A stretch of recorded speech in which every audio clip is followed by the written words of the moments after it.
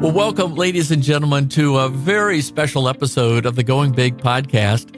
Today marks the 1-year anniversary of the launch of Going Big. And thanks to you and many other dedicated listeners and viewers of the podcast, we have been consistently over the past 6 months, number one on iTunes in our category, hundreds and hundreds of thousands of downloads and views that are taking us to a whole new level.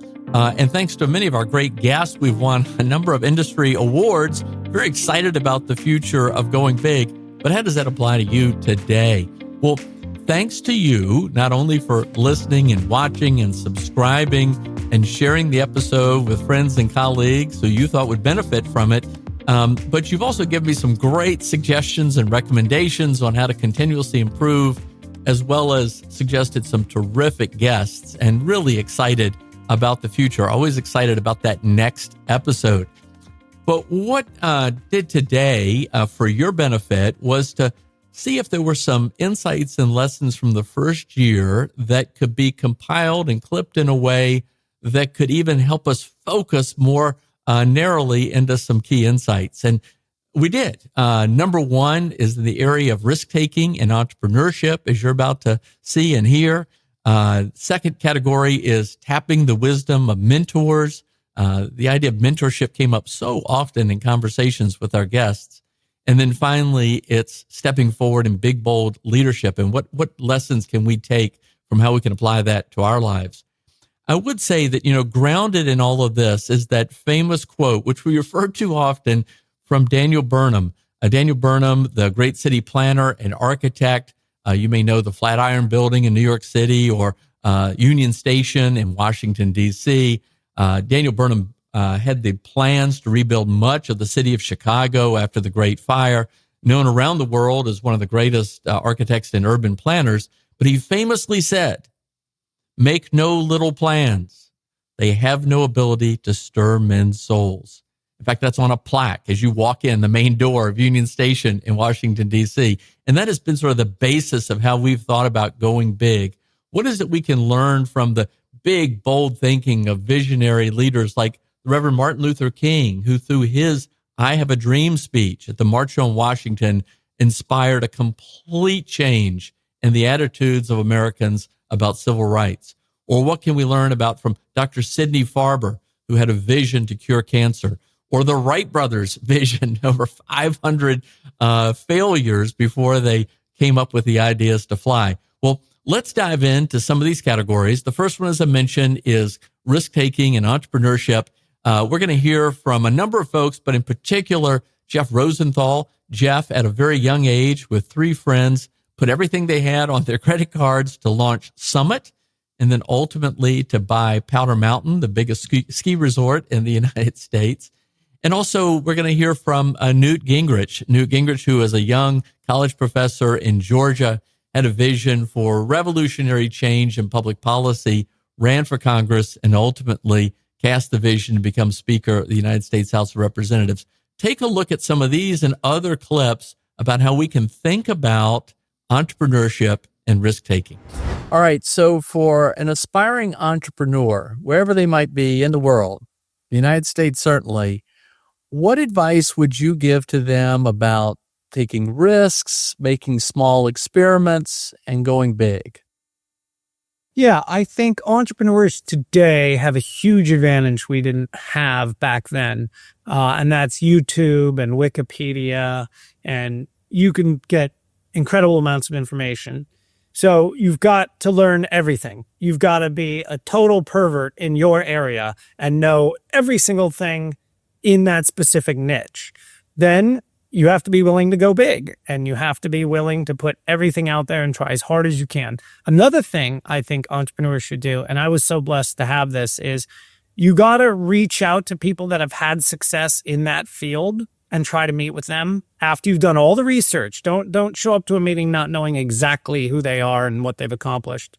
Bring your questions and be prepared. You will be shocked how many successful entrepreneurs in that field are willing to talk to you. Not all of them. I mean, people might not return your call, but there will be people, and they will sit with you, and they will help you, and they will give you guidance, and it will really go a long way and make you feel that you've got that wind at your back to help you.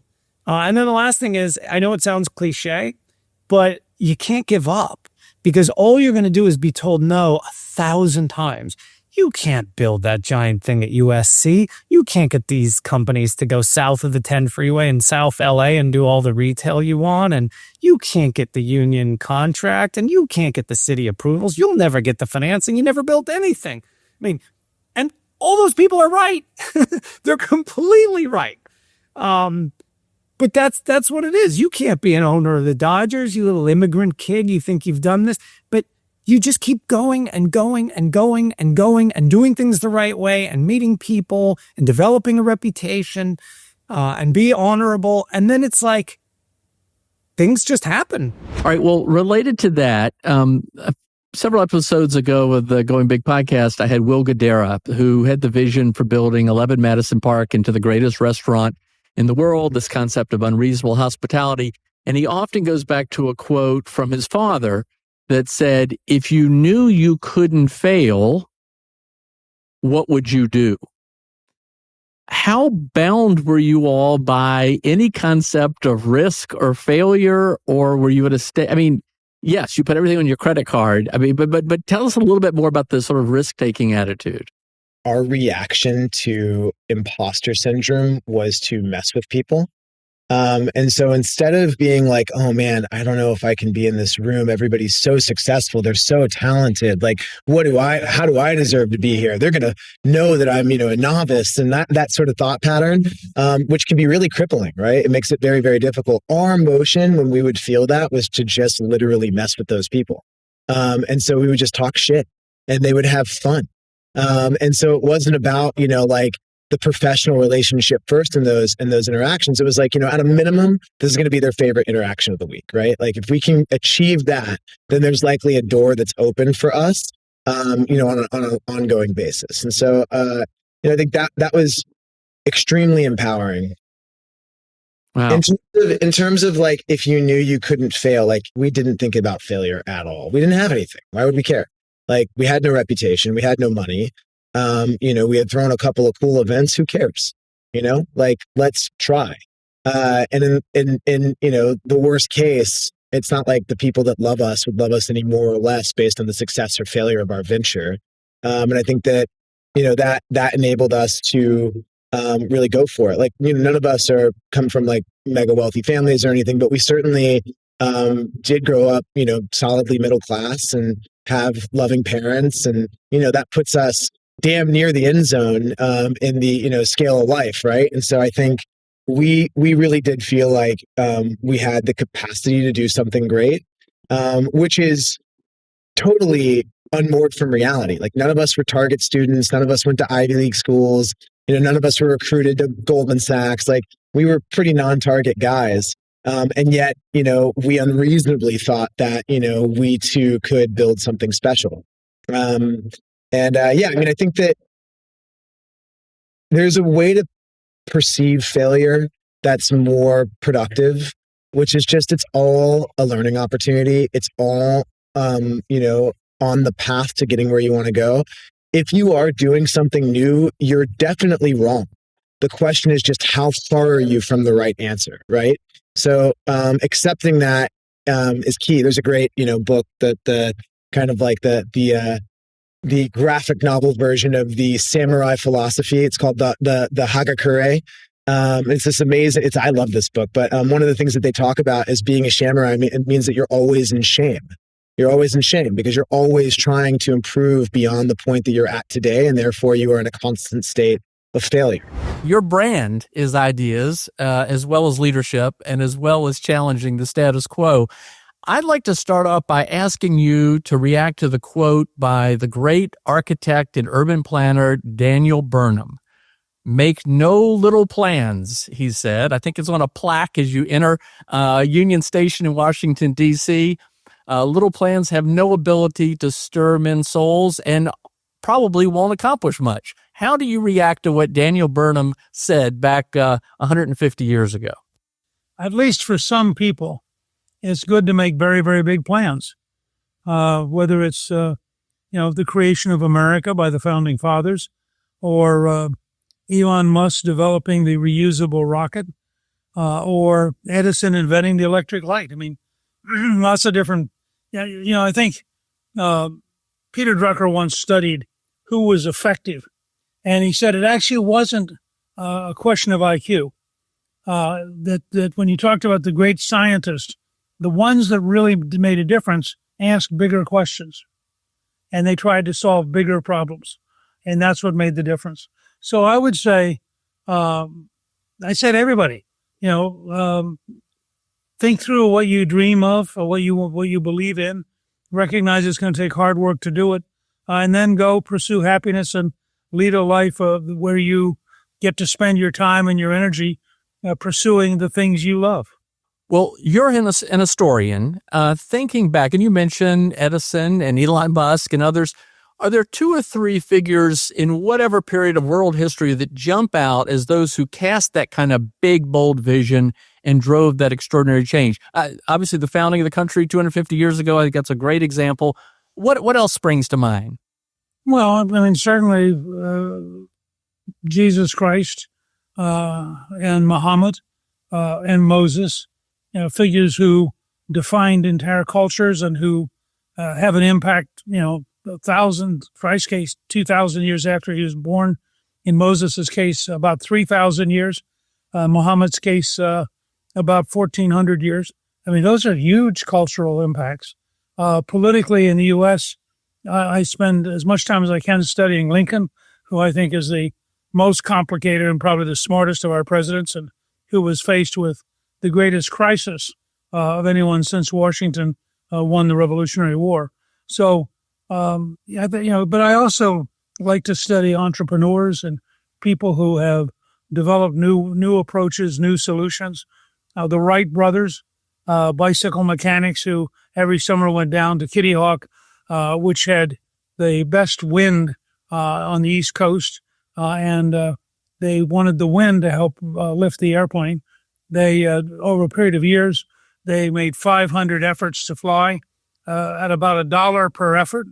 And finally, on December 17th, 1903, they actually flew a distance about the same length as the wingspan of a 747, slow enough that the one brother could run alongside the plane, making sure it didn't flip over, while the other brother was the pilot. Well, isn't it true? I think Wilbur Wright even commented at some point that it would be, 100 years or 1,000 years before man would fly, as they were trying that, yet they persisted and eventually achieved something so consequential. Well, I think people underestimate how sophisticated they were. They studied birds.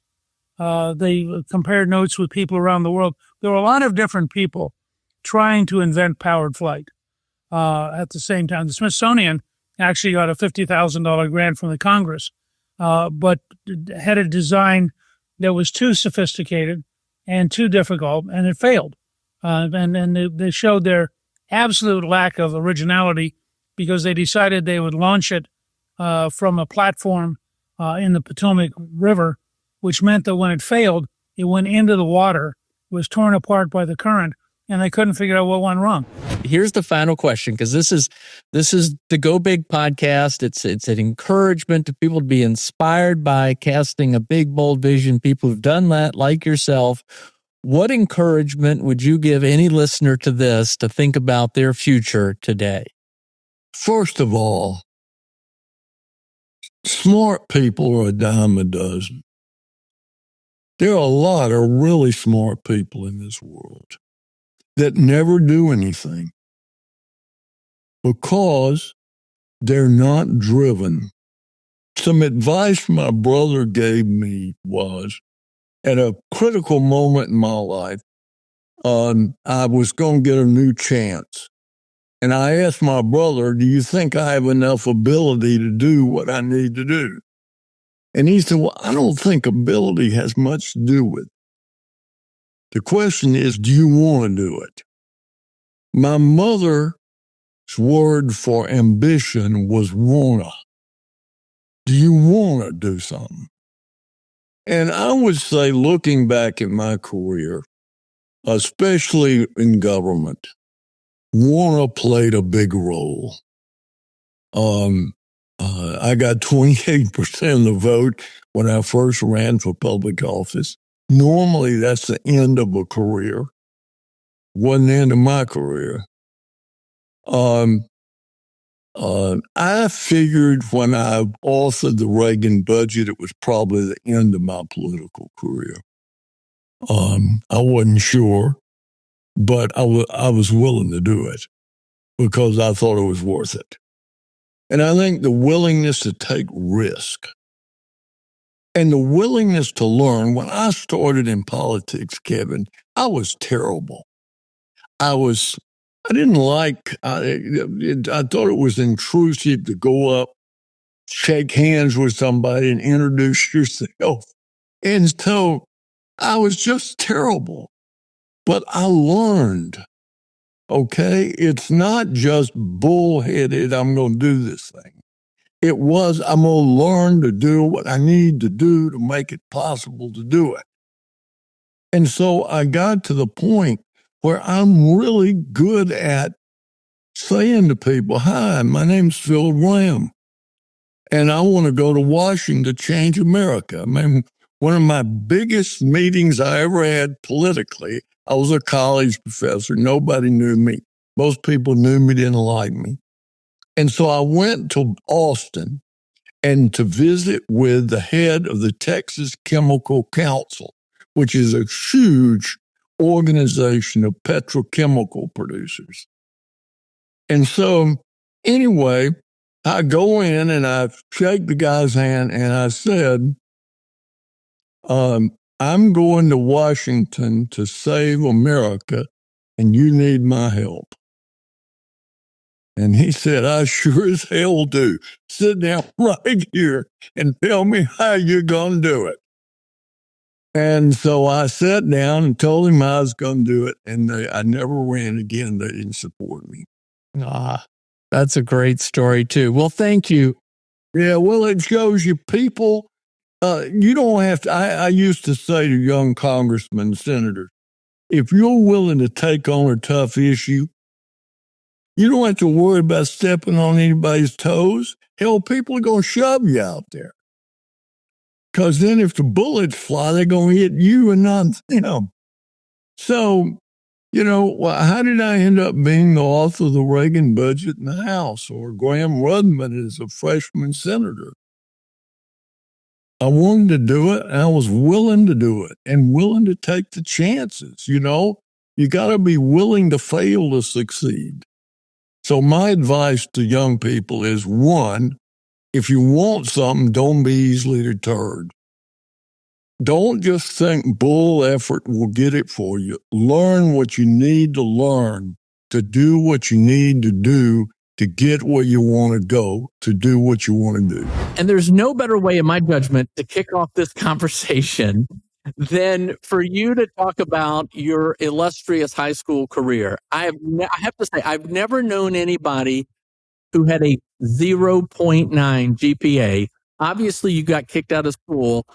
Can we just start the conversation? How does that inform everything? Yeah, well, listen, I always say you have to work really hard to fail that badly, right? Like, I didn't even get social promotion.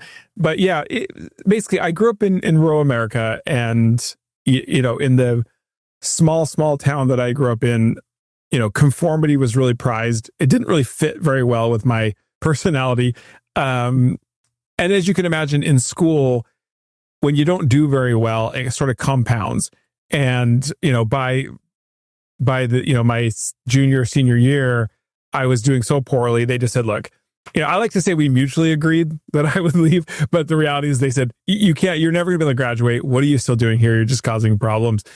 And so, early in my senior year, I ended up dropping out of high school. And, to sort of compound problems, shortly thereafter, my girlfriend at the time, who was my wife of 29 years, found out she was pregnant. By the time I was 20, we had 2 kids.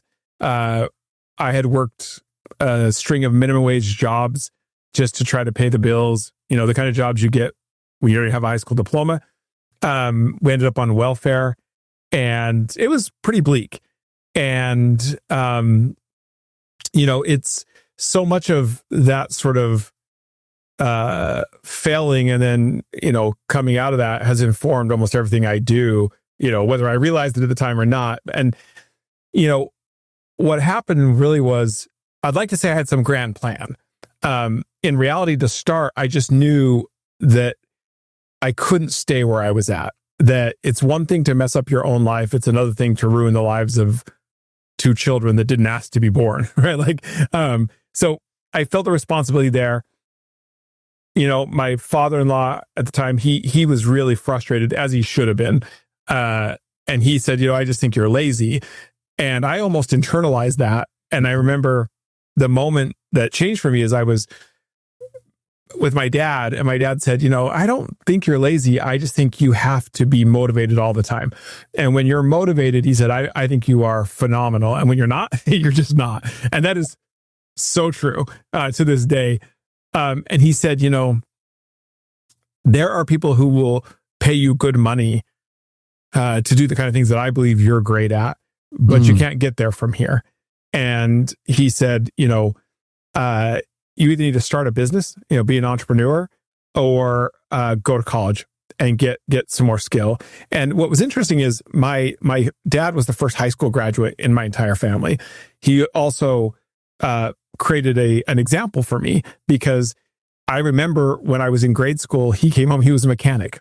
And one day he came home and he said, look, it's good, honest work, but I believe that I can contribute more than this to society. And he decided to go to school at night, and he became a mechanical engineer. He just retired as one of the world's foremost engineers in airbag design. Oh, wow. He invented so many things and saved so many people's lives. And so I watched what it means for someone to aspire for something bigger and to actually pursue it. And I saw what happened to our lives and life circumstances as a result. So I thought, well, okay, I got to do something. And so I got my GED, and I enrolled at Weber State University in Ogden, Utah. It was that journey out of desperation, because all we had, my family cobbled together enough money to pay for 1 year of school. And it wasn't very expensive. It was like something like $800 a term. And even then I was like, I don't, and they said, look, if you want this bad enough, you'll figure out how to make it work. And when I started, I realized I didn't know what would work, but I knew what didn't work. And up until that point, I had tried to do things the exact same way as best practices.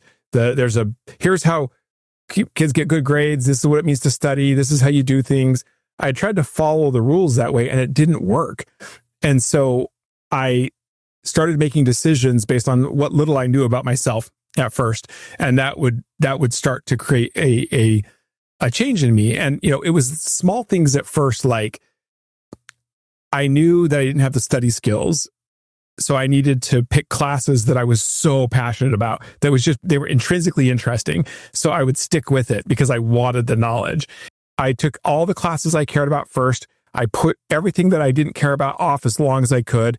I learned things like there were certain contexts with certain kinds of professors that really worked for me. And what I didn't realize is I was starting to appreciate the value of fit, right? And if you don't mind, I'll tell you that there was one moment that completely changed everything for me. Please tell the story. And there's so much to dig into. And I hope those listening now would understand why I said you're perfect for the Going Big podcast. I have to say, though, Todd, because not to spoil any of the end of the story, but you had a long association with Harvard University. I'm betting you're the only person affiliated with Harvard who also had a 0.9 GPA in high school. It was funny. Yeah, it was like to get my doctorate there and then become a professor. Yeah, nobody else had ever done that. I'm actually quite proud of that fact. But so there's this moment where it's been a couple of years in. I am doing okay, but for me, I thought maybe that was an easy class I took, whatever.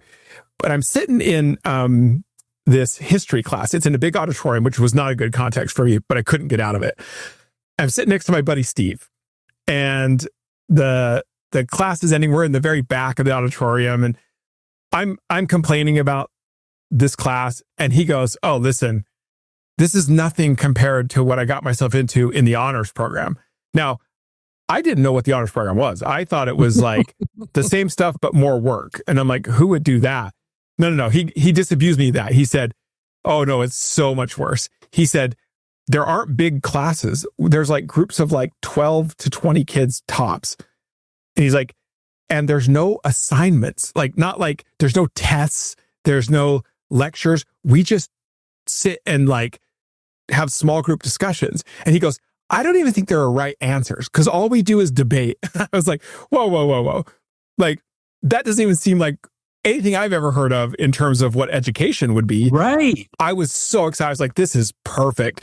I literally grabbed my backpack, and went right up. So the honors program at Weber State is the top of the hill. It's the second floor of the library. And again, this is an open enrollment school. I'm really proud of graduating from there. So they take all comers. But they were really proud of this honors program. They were trying to, how did you get it? You had no chance of getting into an honors program. Yeah, like I'm glad I didn't think that way, because I, in my impulsivity there, I go right up into the honors office. I go straight to the secretary, a woman named Marilyn Diamond, for reasons you'll see in a minute, one of my favorite people in the world. And I said, hey, I want to be in the honors program. And she was like, that's great. Let me see if the director's in, if he got some time. Maybe we just get that conversation started now. Luck may have it, he does have time. I go into his office, I sit down, and he's very, very excited that we're building something here. He said, look, this is great. We need eager students like you. Just a few questions. Let's just get this out of the way. Application. He's asking questions. He goes, well, what was your high school GPA? And I said, 0.9. And this is no joke. His response was, what 0.9? Like I had left out the most important part, right? And then it dawns on me immediately there. I was like, oh no. So I was like, oh, it's 0.9. And he just looks at me, and he wasn't mean about it. He just said, oh, yeah, you can't be in the honors program. Like, and I was mortified. Like, I just impulsively rushed into this thing because it sounded amazing. And now I just wanted to crawl into a hole, right? Like, and I'm as fast as I could grab all my stuff. And I'm apologizing profusely to him for wasting his time, just trying to get out of there. And I'm headed out the door, and Marilyn Diamond's desk was just right next to the door. This is his secretary. And as I'm walking out, she reached out and just grabbed my arm. And she said, hey, I overheard the conversation. If you want this, don't take no for an answer. That was the first time that ever occurred to me that you could do that. And I said, what do you mean? She said, just sit on the couch here and don't leave until he lets you in. So I sat on the couch, and he came out to go teach a class because he was a professor too. And he said, what are you doing? And I said, well, I want to be on the honors program. And he said, you can't be in the honors program. So he goes and teaches this class. He comes back a couple of hours later. It felt like a whole day for me, but it was just, and he comes in and he goes, oh, you're still here. And he walks into his office. Then he pokes his head back, and I said, come here.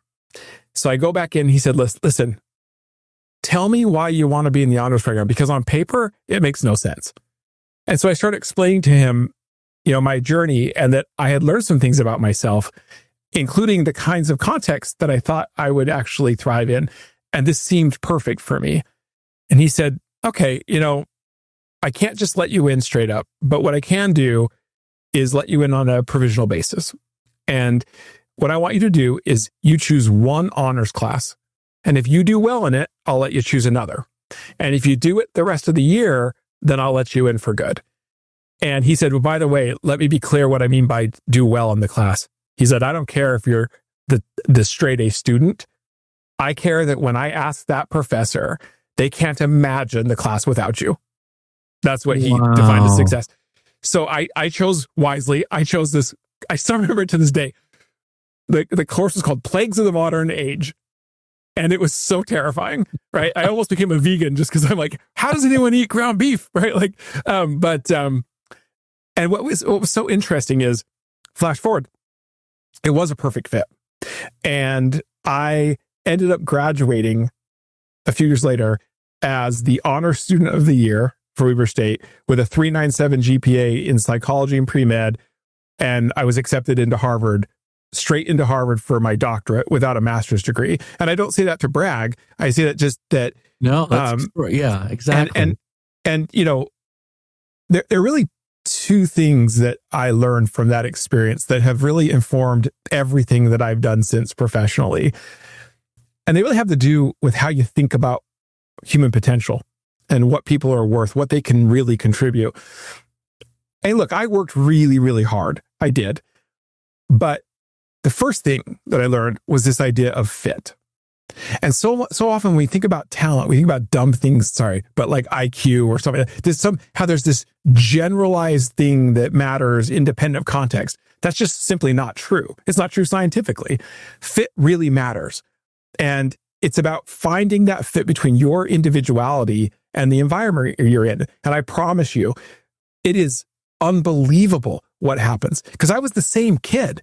You know what I mean? It's just, I had some motivation, but you get into a context where it's such a good fit. And look, I worked hard, but it felt easy. I can't describe. It's like suddenly you're just in that flow, right? So fit will become a critical part of what we learned in the science of individuality, like we can talk about later. But the second thing is the unbelievable importance of relationships. And, you know, like Marilyn Diamond. Exactly. And if I look at my whole career, I could tell you that story through the lens of a handful of people who believed in me, believed in my potential, even when I didn't see it at the right times. And here's the thing. Here's what's really funny. So Marilyn Diamond changed my life, right? So a few years ago, I get asked to come back to Weber State to accept an award as Alum of the Year. I'm really excited. And I'm giving this speech, and turns out Marilyn Diamond's in the audience, and they had just told me she was retiring. So I thought, what a great example to tell everyone who will listen some version of the story I just shared with you. And, you know, it's great. There's tears for a bunch of everybody. And the dean goes, hey, Marilyn, do you want to come up and say a few words? And she's so humble, but she gets up there, she gives me a hug, and then she adjusts the microphone. She's quite a bit shorter than I am. And she said, Todd, I really appreciate the story, but I have to be honest, I don't remember that. And I thought she was saying I was lying. Like I said, well, it happened. She goes, no, I do believe it happened. I just don't remember it. But here was the thing. You weren't that special. No, I thought it was something about me. It turns out it was something about Marilyn. Yeah, everybody had a Marilyn Diamond story. And exactly. What's crazy everybody who's listening to this is now processing in their mind. Well, hopefully each person has a Marilyn Diamond story or two or three, somebody that believed in them. Wow. Well, can I tell you this? Let me say one more thing. When we think about what it means to believe in someone, you often think that it requires such a heavy lift. And I think we tend to shy away from that. Right. But we can all be the Marilyn Diamonds in other people's stories. And you think about it, her effort changed my life. And it was so inconsequential to her that she didn't even remember doing it. That's the asymmetry about what it means to believe in people. And so when we start to realize that we all have a role to play in each other's success, and we start looking for those small, what I would call those Marilyn Diamond moments, you'll be amazed at the kind of impact that you can have on other people's lives. All right. Hope you thought that was valuable. The lessons and insights about risk-taking and entrepreneurship. Let's now talk about mentorship. This came up so often in conversations with our guests, the power that you get from the wisdom and insights and guidance from mentors, and how you find mentors, how you seek them out, how you invite them into your life. Well, we're going to hear from the Reverend Buster Soares, who talks about how he tapped the wisdom in different ways in his life, including that of the mentorship of the man who is the pastor to Martin Luther King, to Professor Tyler Cowen, one of the most prominent economists in the world, and how he's still seeking out mentors as he's in his 60s and now finding mentors who are even younger than he is, to Will Guidara, who had a vision for helping to make 11 Madison Park the greatest restaurant in the world through the concept of unreasonable hospitality and how he taps the wisdom of mentors as well. Check it out. And it's clear in the book, and you dedicate the book to your dad as well, that your dad was a big influence. You also reference a lot of very important mentors in your life. If you would, tell us maybe a little bit about that, but how you think finding a mentor, either being fortunate enough to work with a mentor, but finding a mentor can be so important as we all try to go big. One of my dad's other quotes, which I did this video thing with Simon Sinek, and I asked my dad to come on, and part of the video series I did with Simon was me in conversation with my dad. And in conversation, my dad just casually says, "You're never too young to be a mentor, and you're never too old to have a mentor." And I was like, yeah, where was that when I was writing the book? I would have loved to have put that in the book. That's brilliant. Is a great one. Yeah. And it is a really good one. And mentorship, I just think, is so important. And I have so many thoughts about it. I think sometimes, like many things in life, we overcomplicate the idea of mentorship. I don't believe that in order to have a mentor, they need to sign on to be your mentor, just to be super clear. I think a mentor is someone that you intentionally choose to actively learn from.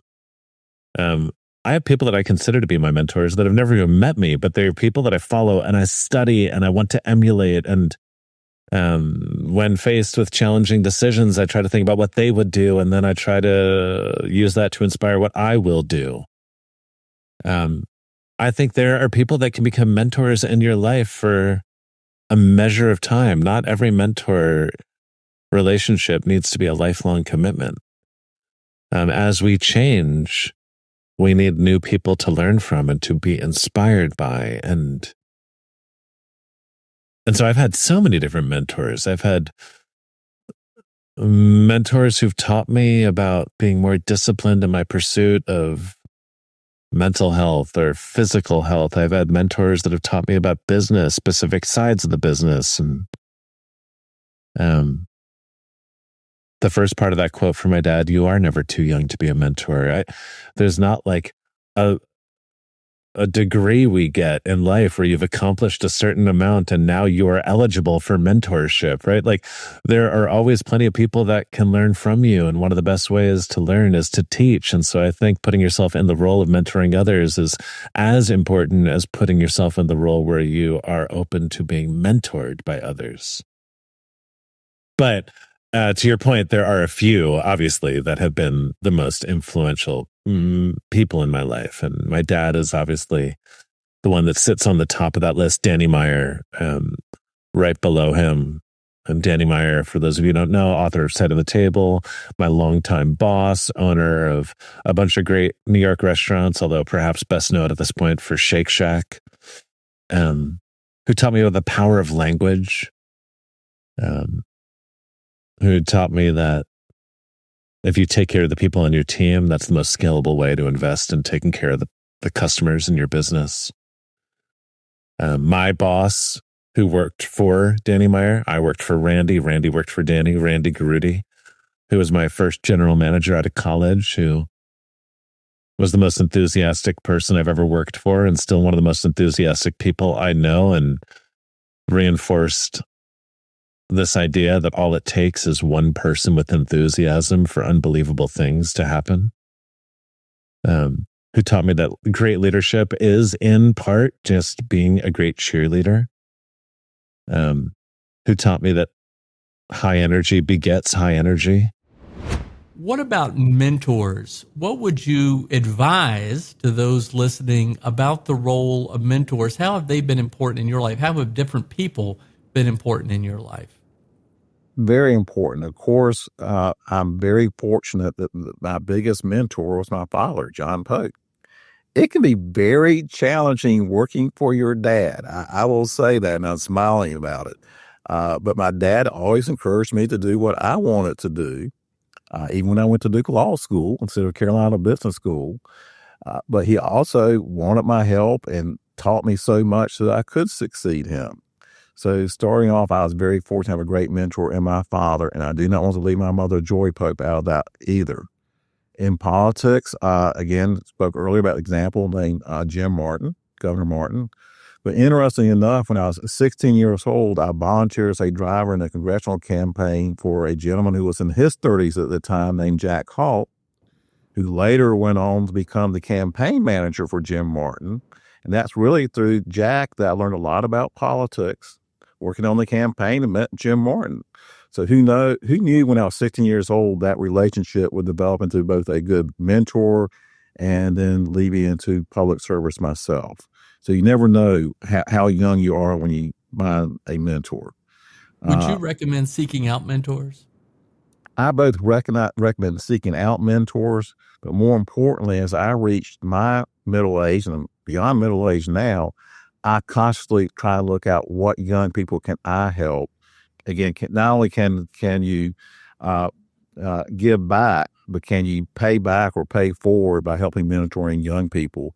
And a lot of what the Koch Foundation supports, the Bradley Foundation support, I know that the Charles Koch Foundation does this, is provide organized programs for leadership fellows, young fellows in the area of public policy, politics, and business. So I very much try to help with that in a structured manner, but one-on-one trying to help other young people as I was helped when I was young.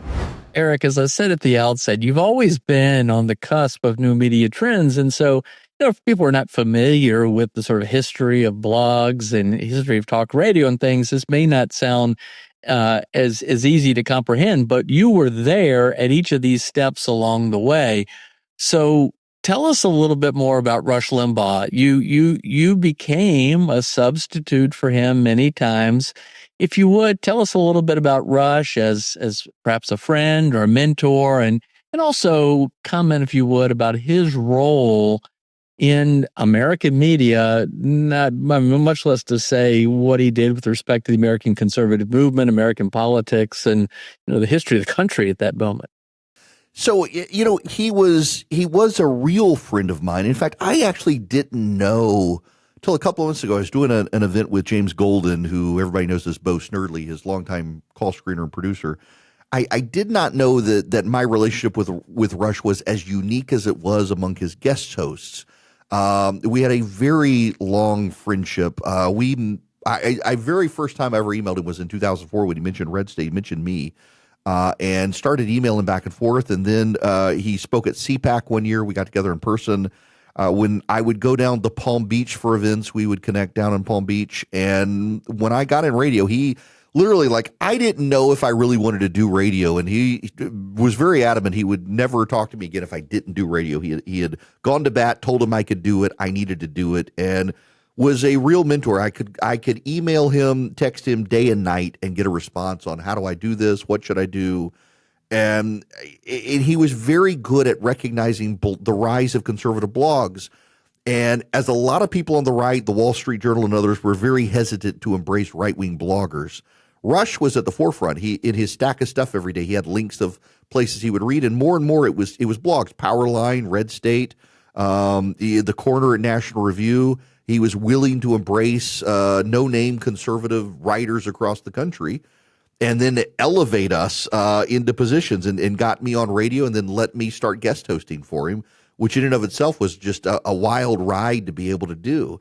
But he elevated conservatism. He recognized that his job, in fact, early on, he told me my job was not to save the world and it was not to advance conservatism. My job was to entertain. And if I could keep people company, in his words, my job was to keep people company wherever they were because they were probably by themselves and they were friends with the guy on the radio. And if I could understand that, then I could persuade, then I could promote, then I could change the country. Then I could do what I wanted to do. But if I couldn't remember that the first job is to entertain people, everything else wouldn't matter because I wouldn't be good at it. And very much took that to heart. And he has been very gracious over the years until he died, elevating voices outside of the traditional landscape of the New York, Washington media corridor. And I just happen to be one of those people. Many times we see someone who's been successful in life and we think that's been their life forever. maybe you were born into as you mentioned, the elites coming over from Europe, a privileged background or something. How did you grow up? What do you mean, how? Was it in a privileged background? This is a little bit of a leading question because I know a little bit about your background. Well, I grew up in the Depression, and in a small town. I think my high school graduating class was 42, and 3 of us went to college. It was blue collar, and I had 3 stepsisters and a stepbrother and a stepfather, and 2 of them went to high school. That was not unusual then. Right. And so that was my background. What did you do for jobs growing up? I want to get a little bit into your education and some influences there, but what did you do as a job? I know people of that era were desperate to do anything, but what were some of your first starts? It was natural to work. And I set pins in a bowling alley. Incidentally, we talk about AI losing jobs. There's no pin setters in bowling alleys anymore. No, there's not. But when the pin setters came along, it exploded the industry, and that I think is going to happen in AI. It's going to explode employment. And I drove. That's a great point. Many people think it's the reverse, but of course it's when you have these gains in productivity, prosperity increases, and there's just more opportunity broadly. And I caddied. I drove a truck collecting eggs and chickens and horse manure and horses. I worked in a factory. I worked in a cemetery. I might have left a few jobs out. How old were you when you were driving a truck? 15. 15, okay. Times are a little different back then. Amazing. Well, if I recall correctly, you weren't necessarily thinking big at that point in your life. And so I always ask guests on this program about what effect a particular mentor or coach or teacher had in their life. Was there something that happened in your life at that point that changed your perspective on how you might be able to go big?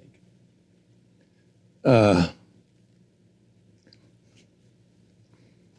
was a smart aleck in junior high school. You were a smart aleck. Yeah. Well, I had my own car to go to work in and things like that. And I was acting up in a civics class. And he said, stay after school. And I did. And he asked me, I was prepared to give him a smart aleck remark. And he asked me what I do. This is your teacher? Yes. He asked me what I would do on Sunday. Well, generally I worked on Sunday. I said nothing. So he said, I'd like to take you to a concert. So he took me to a concert in Cleveland at the Severance Hall. And at the intermission, he said, you should go to college. And that's when I decided to go to college. Wow. So, you know, that's awesome that a teacher would do that. I don't think you hear that as much these days, but that the teacher would take an interest in you. He saw something in you that you were leaving something behind by being maybe a smart aleck or what have you. Did you go to college as a result? I did. Mm-hmm. Oh, I had to change my personality in classes. So I moved from the back of the class to the front, and I did homework, and I made sure that everybody knew I changed. It took a little while doing, but I did that. And if that teacher hadn't done that? I don't know what would happen. I have no idea. Well, the power of mentorships. I think this is an underreported, under-talked about, under-discussed topic. And I think for the next several years, we can tap into the power of mentorship even more, where you and I can learn how we can apply lessons in our lives and help drive things even further along with great purpose. All right, let's now shift to the final topic, and that is leadership, stepping forward, that big, bold vision, big, hairy, audacious goals. When and how do we step forward in leadership? Well, we're going to hear from Doug DeVos, who is the second generation of leadership at Amway, a company that his father, Rich DeVos, co-founded, and how he thinks about this global business and how they reach and inspire others still today, to the Reverend John Yates, one of the most prominent people in the Christian renewal movement, and how he thought about stepping forward in leadership in different ways, to Katherine Rowe, who is the president of William and Mary, helped establish the vision that has transported William and Mary now into one of the top-ranked public universities in the United States. Lots of great discussion. Take a look. And you really, you and your family epitomize, in my judgment, going big and have inspired me. So right out of the box, how do you think about people's potential? Any person's potential. I mean, that is sort of the core of believing in people, but how do you think about our mine, yours, anyone's potential to do something with their life? Yeah, sure. Well, to unpack some of these things as we talk about these principles, I'm going to go back to probably mostly Amway stories, if you don't mind, and talk about the business that I grew up in and that I was part of for virtually all my career. And well, I guess I'm still part of it. I guess you never really leave, right? So it really kind of comes down to believing in people and believing in potential. One of the things that my dad and his business partner Jay Van Andel, as co-founders of Amway, that they talked about all the time, is that when you would give somebody an opportunity, they believed people would do something with it. And that just the expression of giving them an opportunity, they believed in the potential and the talents and the skills and the determination of the individual. And they never wavered on that. They were always believing that. They spent all their time, and we've spent all of our time in the Amway business finding people from all walks of life say, you can do it. We believe in you. And that the performance of people that you never would have expected, that you would have thought, you're in a meeting and you see somebody and go, well, this person over here, I bet they're going to be really successful. They have this, educational background. They have this sort of business background, and I bet they're going to be great. And maybe they were great in those areas, but they weren't very good at Amway. And then you'd find somebody else who maybe didn't, have the same sort of background or the same sort of experience, but boy, they had something inside of them and they were ready to learn and they were going to work hard, and they have turned into some of the greatest leaders we've ever seen in our business. And so you always have to look at the individual and say, somewhere in there is incredible potential. And I don't know what it's going to be to unlock it. Now, there's a lot of great people who joined Amway who weren't successful, who are still great people outside of our business, right? Absolutely. They've done great things. But you believe that in everybody. And I believe it so strongly because that's been my experience, where you see people from different walks of life and you see what they do and you see how they work and you see what they create and you see how they add value and you see all the different ways in which people can do that with different personality types, different skill sets, different objectives. And it solidifies this belief in the potential of all people to achieve great things and to really have impact for their own futures and their own life and for the people around them as well. So that's where it kind of all comes back to. Well, terrific. Well, I want to understand also what you think can sometimes hold people back. But to your point, I remember either you've told the story or your dad told the story or maybe both told the story. Well, if he told it, I probably just repeated it. Well, the time I think he was going to maybe Malaysia and a meeting with the prime minister there. And, we can get caught up in thinking like, well, I'm just not smart enough, or I don't have the credentials, or I don't have what's necessary. We don't need natural resources in a country, so to speak. It's a lot of times it's just we have this possibility, this opportunity. Tell us the story. Sure. So this was many years ago. The Amway business had just started in Malaysia. This is in the late 1970s. And we had a good start. Business was going well. We were there. I wasn't in this meeting with the prime minister, but I happened to be there for the Amway meetings. And the conversation was just, very cordial, talking about business. And the prime minister relayed to my father that it was a tough time economically for Malaysia, that the price of copper, tin, and oil, which were Malaysia's greatest natural resources, was depressed on the global market, and that was impacting their economy. And they talked about that a little bit. And then he turned the subject, said, but your business is growing. You're going to have thousands of people at this meeting tonight. Your business has been growing wonderfully well. You're investing in our country. He goes, well, what's the secret? And that's when he said, well, Mr. Prime Minister, you may believe your greatest natural resources in Malaysia are copper, tin, and oil. But in Amway, we believe your greatest natural resources are the people of Malaysia. And in Amway, we invest in people.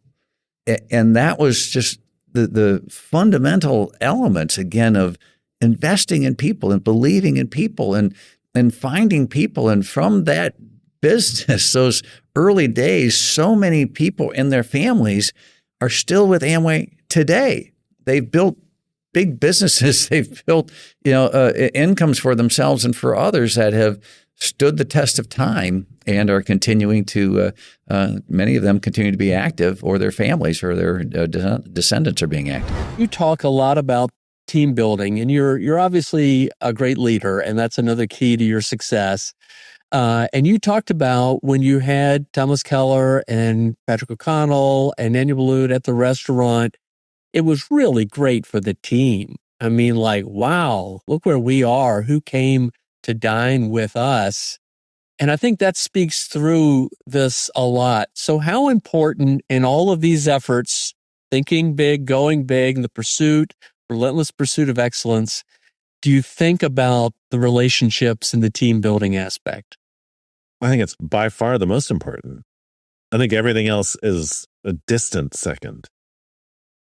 The reality is, hospitality is a team sport. It doesn't matter how hospitable I am. It doesn't matter how hospitable the best people on my team are. The weakest link can be the one that defines the way the hospitality of the whole is perceived by someone. Any leader who isn't spending a majority of their time thinking about how to train and educate and, even more importantly, inspire the people on their team isn't a leader. They're just a manager. Because at the end of the day, we cannot succeed in any sort of critical way unless we get every single person on the team fully bought in and excited and inspired to believe in the spirit of our collective endeavor and want to give all of themselves to help it succeed. I don't care who you are. If you're not a good leader, unless you're, a writer or a painter and you don't require a great team around you. But even in those cases, I could write a great book. If I didn't have a great team around me to make it the best version of itself and then help get it out into the world, it wouldn't be what it is. No one is anything in the absence of a good team, and anyone who tries to tell you differently is either confused or misguided or lying, honestly. Well, thanks for sharing that, because I think it's easy to slip into the notion of the relentless pursuit of excellence. Excellence is a singular thing that one person does. But thanks for emphasizing the importance or the absolute fundamental nature of the team building aspect. Well, all of the pursuits, Kevin, they're all collective pursuits, right? Right. Full stop. And so it's a pursuit of excellence. It's a pursuit of hospitality. But it's not my pursuit. It's me trying to lead a team so we can collectively pursue those things. And what that means is two things. It's telling them where we're going, because people do crave leadership. They crave conviction in the leadership. And it's inviting as many of them as possible to sit with me so we can figure out how we're going to get there. People crave a sense of ownership. Did you have like daily check-ins or something? Is that something that you recommend, if I recall correctly? Yeah, daily huddle. Daily huddle. I think it's the most powerful thing anyone can do in any business, is just take some number of minutes on a daily basis to get aligned, and not just say, all right, today, Kevin, remember we're doing this podcast, get on there at this time and make sure to put the URL into Chrome for Riverside. Like, not that. Like, don't talk about the stuff you could just communicate via an email. It's when you actually inspire people. TED Talks are so famous and popular because very few people have anyone in their lives who actually has answered the call to inspire them. And so we farm out our inspiration to strangers over the internet. If people work for you, you have a responsibility to inspire them, because we all need to be inspired. And if it's not coming from you, then I'm not sure where they're going to find it. All right, there's still so much more to talk about, but let's go back to management, because you mentioned Peter Drucker. What did Peter Drucker teach you about this as well? Because what you just went through was some brilliant political strategy. Maybe some of it was fortuitous, but it turned out really well. But what about the management side? What would you offer to those listening about what Drucker might say? Look, I tell everybody who's interested in leadership that they should buy in paperback Drucker's The Effective Executive, 167 pages. They should underline it, reread it once a year till they thoroughly understand it. It's the most powerful single book I've ever read about being effective. And part of it, if you're going to do this, you want to be effective doing it. I later on got to know Drucker. I read a bunch of his other books. I interacted with him a fair amount. I also had the remarkable opportunity to take a 90-hour tutorial with Edwards Deming. Oh, wow. Who was the father of the quality movement, and who's not a very good writer, unlike Drucker. So it was really good for me that I could sit at his knee and ask questions. But, you're both trying to lead a national movement. You're trying to manage the House, which means in our case we had 230 to 240 members. But what you're really trying to do is shape national policy and reshape this enormous bureaucracy. Well, if you don't have a fair amount of management skill, you can't possibly do all that stuff. And so I spent a lot of time studying management, how to manage, how to get things done, reading pretty widely in management literature in that period. And I think it was extraordinarily helpful in teaching me how to get a wide range of things done very fast. Well, first of all, love that you're a lifelong learner and the humility even to say something like that. But you're obviously, you grounded things in history. You're talking about strategy. You're talking about business management, Deming, Drucker. All right. So you were well known for generating a lot of ideas. And I was interviewing Richard Viguerie the other day, and he talked about how oftentimes you would go to that blackboard and put vision, goals, strategy, and I think tactics, project, and you would go through that maybe once a day or however many times Joel would do that. Bob Walker and others come up with those sorts of things. But how did you set priorities? Because again, you had lots of ideas. How do you set priorities? Because there are only but so many things that you can do. Well, first of all, we developed very early, and I think this was probably derived from Drucker, the notion of importing knowledge and exporting work. So as often as possible, I recruit other people. You can't actually delegate. You don't have that kind of, it's not a structure like that. But I try to recruit other people, and I try to find ways to collaborate so that I'm not having to do all of it myself. Second, you have to distinguish between large strategic projects, for example, balancing the federal budget, and specific small opportunities. There are times you can do something which moves the process forward, and you can do it in 2 or 3 hours. It gets done. It's over. It's not a big achievement, but you've moved the system a little bit. And then there are projects when we went about balancing the federal budget. It took us 4 years. And we are the only team in the last 100 years to have balanced the budget 4 times in a row. Yep. And we did it based on principles, not based on theory. We were applying very methodically management principles that work. And we were able to so decisively balance the budget that when I left office, the chairman of the Federal Reserve, Alan Greenspan, gave a speech saying that he thought we would probably pay off the national debt by 2009. And yep, frankly, we quote that back a lot today, by the way. Well, the people who followed us didn't have a clue what we were doing, and it all collapsed once I left. Yep, but we quote that back a lot today, those who are concerned about the debt and deficit, about that very thing and what Greenspan observed, what you're doing. I want to tackle that a little bit later. There's so much to tackle. Okay, so the contract with America, 1994, how did that come about? What inspired that vision. I know Dick Armey was a big part of that. But I remember the summer meeting of the Republican National Committee in Los Angeles. Happened to be there. Our good friend Haley Barber was the chairman, and he said, I think we've been saying all these years, there really is a chance this year to win. And then you all came out with the contract with America. Talk about that. Well, we needed a core document, which couldn't be too long. So 10 was about the right number. 10 works for the 10 commandments. 10 is the way the Romans organized their legions. So 10 was the right number. And every issue in the contract had to have 65 to 80% support. So that the act of saying it, if you were a local candidate, you'd never run for Congress before, you're on talk radio, if you could just repeat the contract, you could get through the interview, and on every single question, you'd be in 2/3 to 80% of the audience would be agreeing with you. So that was the goal.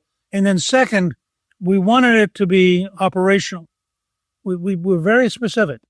We will vote on these. We didn't say we'll pass them because we couldn't guarantee passage. And in fact, we didn't pass line item veto, and we passed balanced budget amendment in the House, but not in the Senate. We lost by one vote in the Senate. So we wanted a measurable commitment that you could check off. And in fact, every time we did one of the 10, I'd go to the floor with the original document, and I would put a paper clip, I put a hole punch in it, and that's now in the Smithsonian, because we wanted to prove we were keeping our word. And that's part of why we got reelected in 96 for the first time in literally 68 years. That 96 in some ways was a bigger achievement than 94. Yeah. And the other thing we did is a terrific book by Tom Evans called The Education of Ronald Reagan. Yes. Which describes his 8 years at General Electric. That was Lim Boulware, the employee relations guy who was really trying to educate this very unionized workforce about the ideas of free enterprise, and Ronald Reagan was his partner. Right. And if you read that and you understand what Boulware's concept was, which was if you move the mass of the voters, the leaders have to follow it, which led Reagan to characterize it as saying his job was to turn up the light on the American people so that they would turn up the heat on Congress. And in Reagan's mind, he triangulated between the American people, the Congress, and himself. And as long as he and the American people were on the same side, they would force the Congress to do the right thing. Well, that was the model we applied. And so we were presenting Bill Clinton with a series of choices in which he could either be with the American people and get reelected, or he could oppose us and get defeated. And again, he would pick working with us. You're trying to retire. You've been there 40 years. You had some knee surgery. You've had some other things to deal with. I remember you were taking Ubers to parishioners' house because you couldn't drive because of your knee to meet with various folks. And but you found this property. The church found this property, and you also our church found a successor to you, which is when a big person steps out in leadership, almost effectively founding that modern church. It's tough. And it was somebody actually that you had trained up as a Timothy, Sam Ferguson, an amazing pastor, just amazing preacher. Just close us out with that. And then I've got 2 closing questions for you. People came to me and said, John, we think there's a possibility that we could buy this office building. And that could be our headquarters.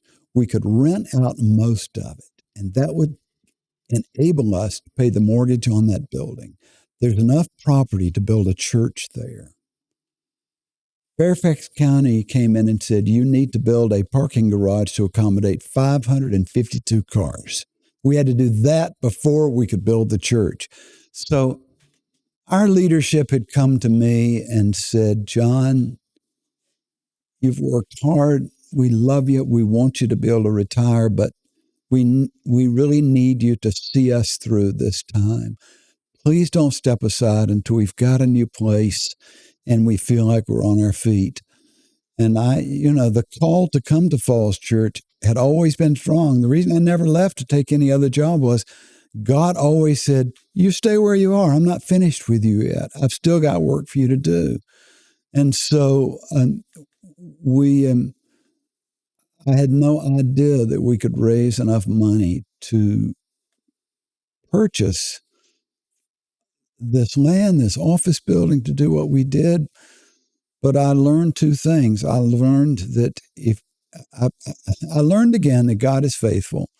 And secondly, I learned that if you are trying to raise money for something good people believe in, they will give. And the third thing I learned was a lot of people in Washington have a lot more money than I knew they had. I never cared about that. But all those snowy night visits in people's homes were precious, and people gave generously. And so it worked out, and we began building the building. We could see it. We could see what it was going to be like. And so I went to our leadership and I said, it's time to call somebody to take my place. I'm going to be in my mid-70s. My wife needs me. We set up a committee. I set up the committee with the vestry's permission, but I said, I will not be on it. I don't want to choose my successor. Yeah, I'd love it if you call my son, but I'd probably be awkward. You do what you think is right. And we did an international search. We interviewed candidates from other countries, and lots of different people applied. Yep. And I know it must have been tough not knowing exactly what we were going to do. I think we were actually in our basement at our home the night when the vestry announced the decision. Wow. And you joined us, but we didn't know what the decision. You didn't know what the decision was going to be. I thought it would be wrong if I tried to influence this decision.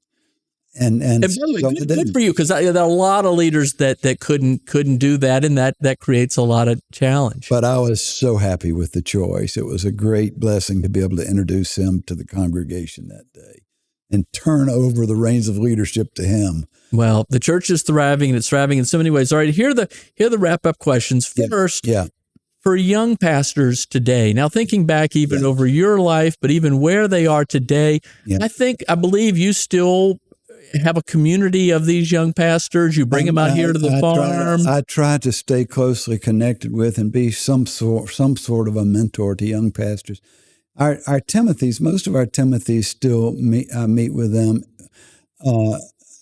as I can, and they do come. We all meet here at the farmhouse twice a year for an overnight retreat, and we have a great time together. They're mentoring other people now, but it's a blessing. And I guess there's so many things that I try to communicate to these young men, but I would say if I'm talking to a young man who's trying to find God's way in his life and do well, whether it's leading a church or whatever, I would say, first of all, love, listen to, and pray with your wife. That's the first thing I'd say. And then I'd say, learn what you do best. Figure out where your gifts are and where they're not. Pay attention to your dreams. Pay attention to the things that get you really excited.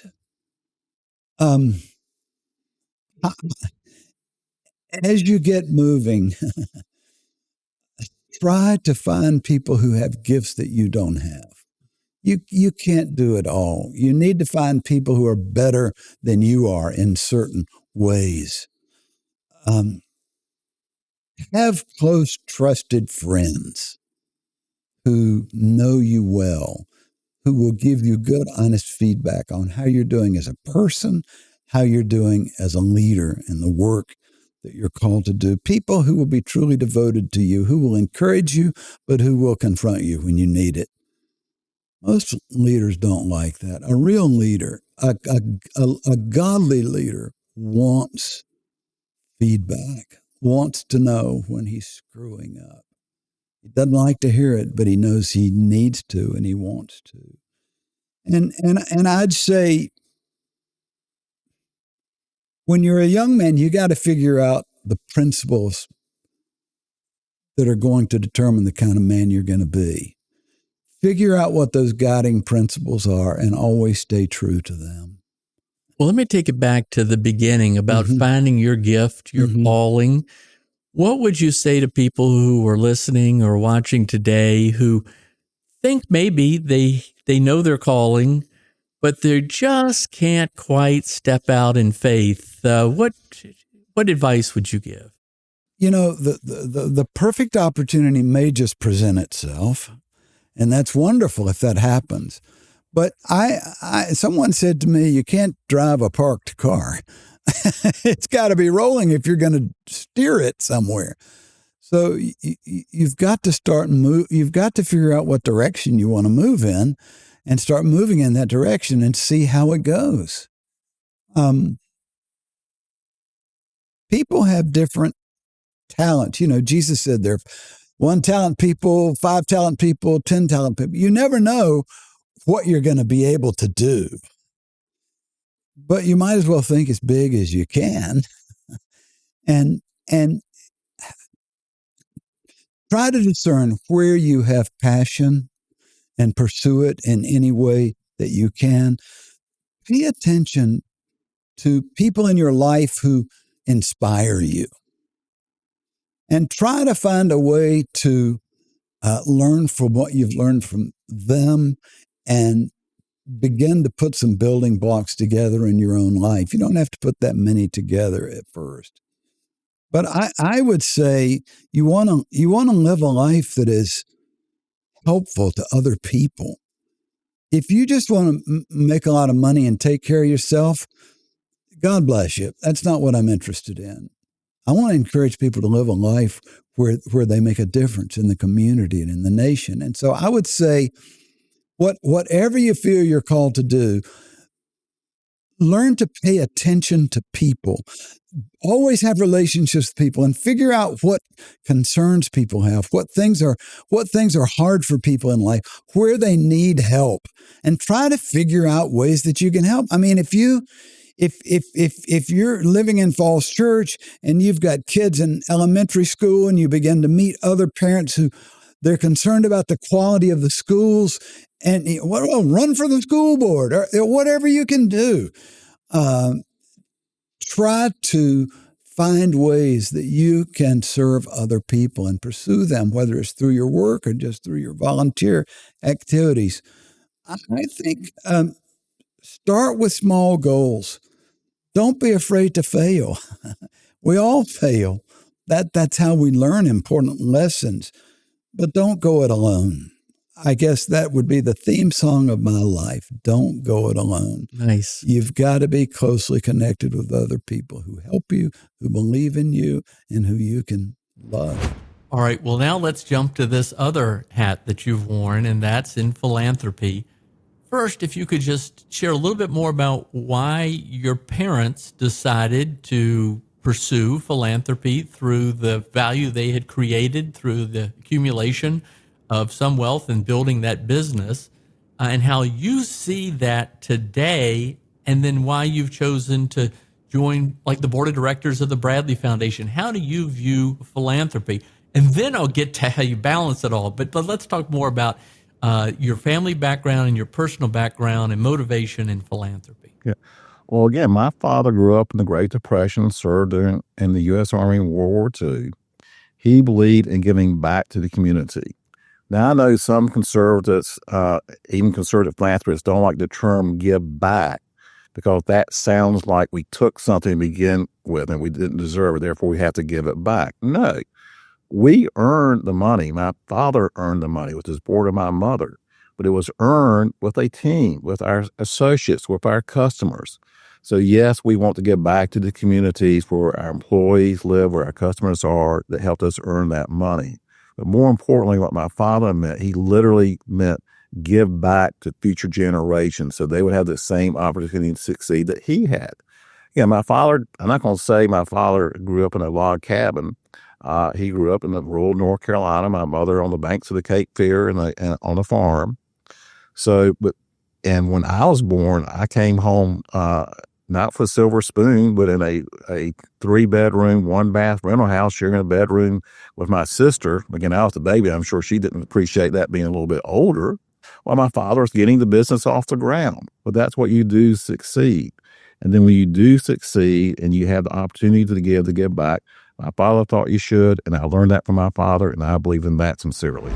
Well, I confess, I reached out to a number of recent students, current students, faculty, even alums of my generation for ideas on questions. Okay. And one interesting insight I got was that many people said who've worked with you that you're a very good listener. You have an ability, I don't know if you've ever gotten this feedback before, but you're a very good listener. It's obvious that you're just paying close attention to what people are saying in the room and you're kind of processing and organizing that. How important is that to going big with respect to effective leadership? Oh, it's absolutely essential. I suppose I get that from years of classroom teaching, discussion-based teaching. But when you want to go big, you have to really listen to if it's in business, it's your customer. If it's in higher ed, it's your students. That's who we're here for. And the story that I gave you about pandemic, listening to that senior say the challenges finishing the semester in quarantine, if you're not listening really hard, you're going to miss incredibly important opportunities. And you're going to not understand who you serve. That's really why listening matters. If you understand who you serve, what they need, and you can test that out. So we didn't just take one person's example. We went and surveyed the students. If you understand who you serve, then you can leap far with them. You can't go big alone, I don't think. You can't scale something alone. I'll give you another example. We, 5 years ago, launched a civics curriculum for all incoming students called Better Arguments. And we started with some principles that the Aspen Institute uses for small group conversation. And for us, the exercise was, how do we scale that to something less than 10,000 students and something around 3,500 employees? We started with the students, with an incoming class, and the student affairs team and librarians who were developing the program redesigned to scale first to all incoming students with students as the peer facilitators. After that first year, they refined, they expanded the peer facilitation group. Interestingly, one of the key premises, there's 5 premises of Better Arguments. How do you argue with somebody that you deeply disagree with in a way that's productive is the question. One of the key premises is listen passionately. And so the whole campus has leaned into that in those subsequent years. It's what stood us in good stead last year. It's why this campus argued with each other in a way that was ultimately pretty deeply respectful, even around things that were really tough with the war in the Middle East. And it's one of the things I prize about being here.